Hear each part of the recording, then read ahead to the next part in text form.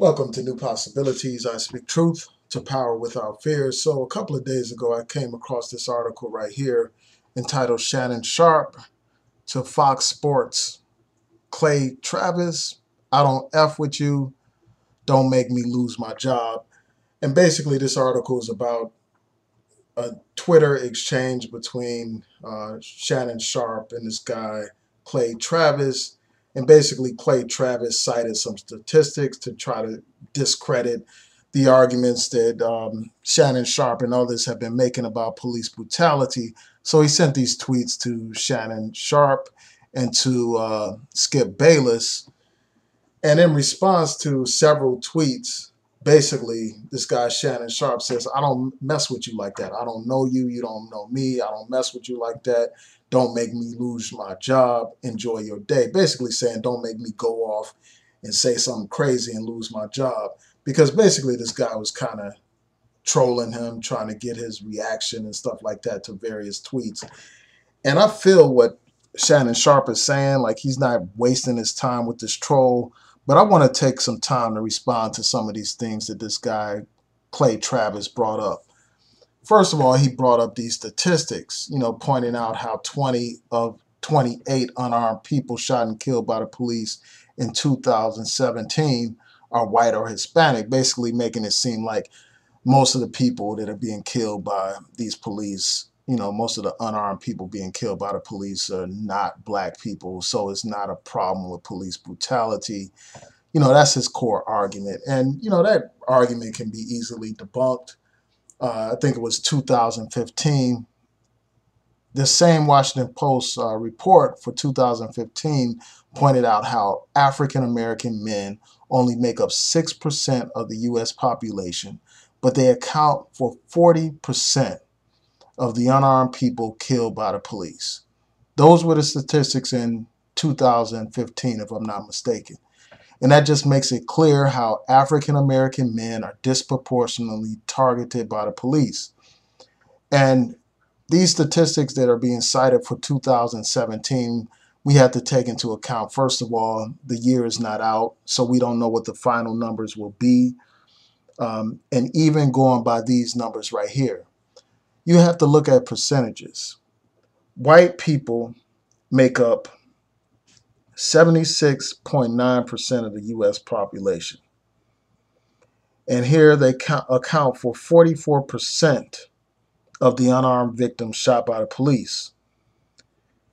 Now, clearly they are underrepresented in terms of their percentages. African Americans account for 13.3% of the U.S. population, but as a group, they account for 25% of those unarmed people killed by the police this year. And as I said before, this year is not done. We don't know if those numbers will rise or not. More likely than not, they will probably rise. And then when you break it down even further in terms of just African American men, unarmed African American men killed by the police, there are 7 African American men who were unarmed who were killed by the police this year, according to this report. African American men who were unarmed killed by the police in 2017 account for 24% of those people who were unarmed killed by the police. Even though African American men only make up like 6% of the U.S. population. So even by these statistics, when you break them down, it's clear that African American men are disproportionately targeted by the police. African American people in general are disproportionately targeted by the police. So this argument is weak when you take into account the percentages. So, this guy thinks he's making some great revelation by citing these numbers, but the fact of the matter is African Americans are disproportionately targeted by these police. Then he wants to basically say that African Americans are more violent, they commit more violent crimes and they're more likely to get shot by the police because of that. First of all, many of these people who are victims of police brutality, who are shot and killed, who are unarmed, they're not committing violent crimes. Many of these people are stopped for minor traffic violations, like Sam Dubose, stopped for some minor traffic violation. Terrence Crutcher, he wasn't trying to commit any kind of violent crime at the time when he was shot and killed by the police officer. And the list goes on and on. We know the examples. Eric Garner was not trying to commit any kind of violent crime when he was choked by the police. So, this correlation between violence and, police brutality, basically trying to justify and rationalize the killing of unarmed people. I think this is an utmost display of the kind of ignorance that these people have, the kind of bigotry these people have, the kind of blindness these people have. And it's just another example of this cognitive dissonance. All of these examples of innocent, unarmed black people killed by these police, but yet you have ignorant bigots like this guy, Clay Travis, trying to rationalize that. And then he tries to basically make it seem like black people are ultra violent. He points out how African American men only make up 6% of the population, but commit 51% of the murders according to the FBI. And I looked at this chart. From what I see, this is not a breakdown by gender, it's just by race. And even this chart right here points out how, just like in terms of crimes charged, white people are charged for 69.7% of all crimes being committed in the United States. So just by that number alone, you could say, well, whites are more criminal than black people, because black people, according to this, commit like 26.6% of crimes.